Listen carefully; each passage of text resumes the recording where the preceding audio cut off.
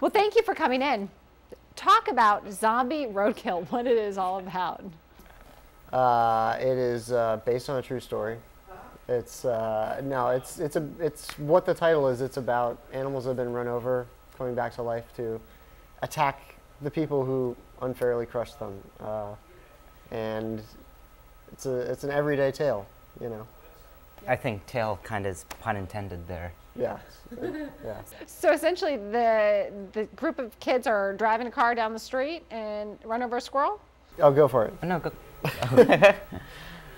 Yeah, we're driving down the highway and we run over a squirrel, but not just any squirrel.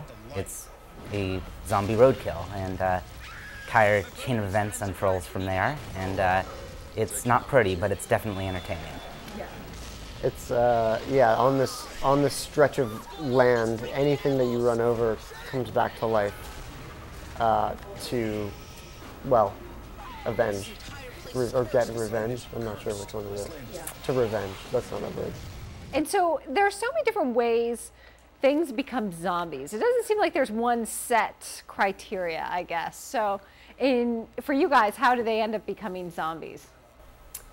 Well, should we highlight Thomas's little rant there? Yeah. Yeah. Well, it's a long,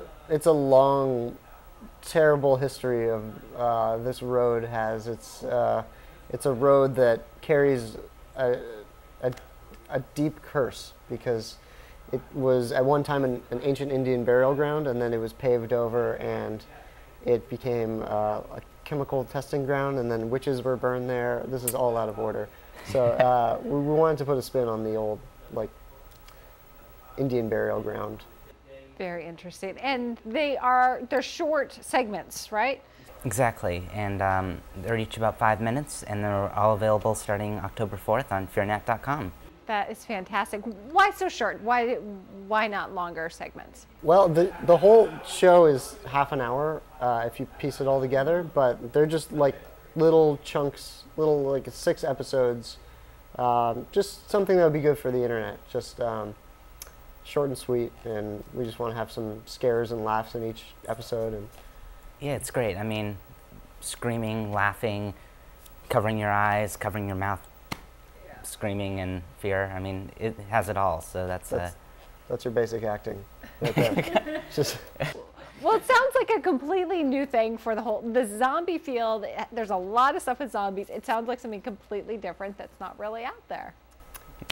It's yeah, well, there are a lot of zombie movies out there, and we wanted to put a spin on it and do something you know, kind of ridiculous with it, and something funny too, because so many horror movies take themselves really seriously, and we wanted to do something that would make people laugh, and hopefully it does. Talk about Thomas Hayden Church. one word, amazing.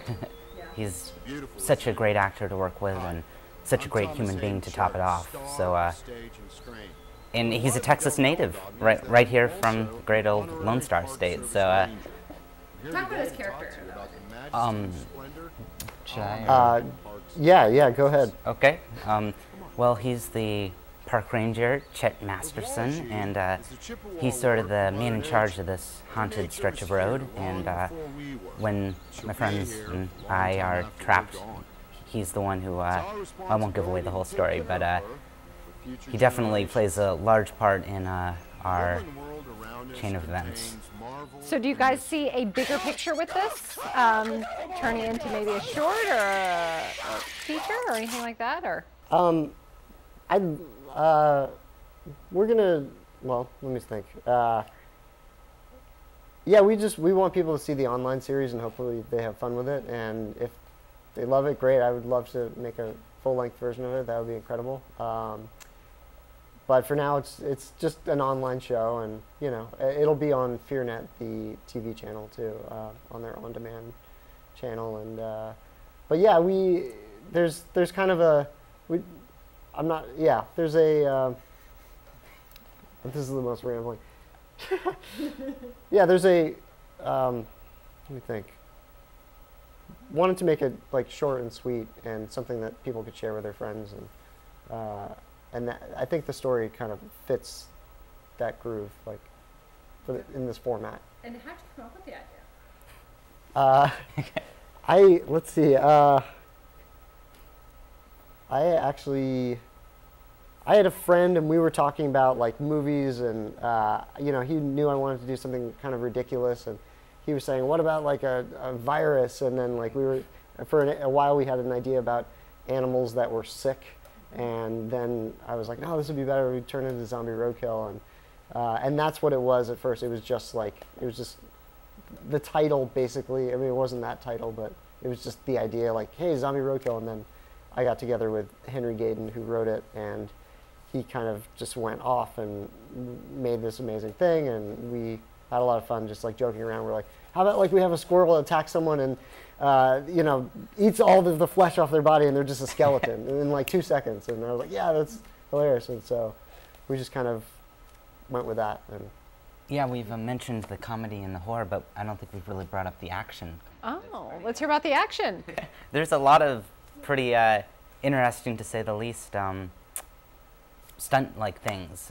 One of the things that I was just blown away by going into the project, I was sure this was all going to be green screened and CGI, and I was going to be talking to some green wall of nothing, but we actually had real puppets filling in as all these animals, and I never would have guessed that, but it was an amazing experience. I mean, acting with a puppet, I mean, it doesn't get any better than that.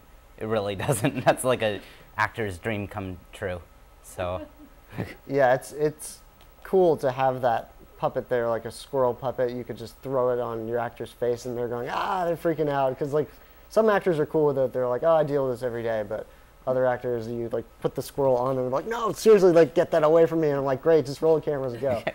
So it makes our job really easy. Where'd you guys shoot this at?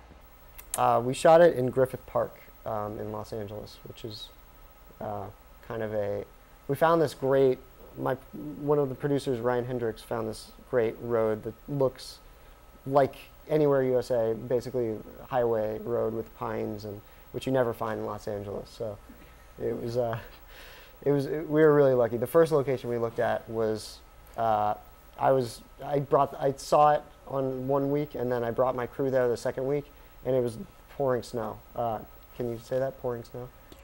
In a way, sure. So we went to Griffith Park. Very cool. And so tonight with the Alamo, are you showing all of the episodes or just a handful of them? the whole thing.